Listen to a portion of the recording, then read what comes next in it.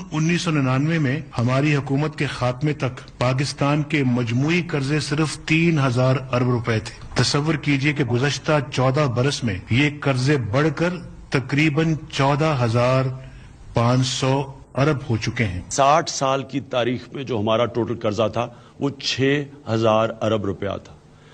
ये गया 2013 में 6,000 से 15,000 अरब, 15,000 अरब से आज पहुंच गया 28,000 अरब। गुज़श्ता पौने 4 साल में पाकिस्तान के कर्ज में 20,000 अरब रुपए से ज्यादा का इजाफा हुआ। 71 साल में अब तक लिए जाने वाले मजमूई कर्ज का 80% है।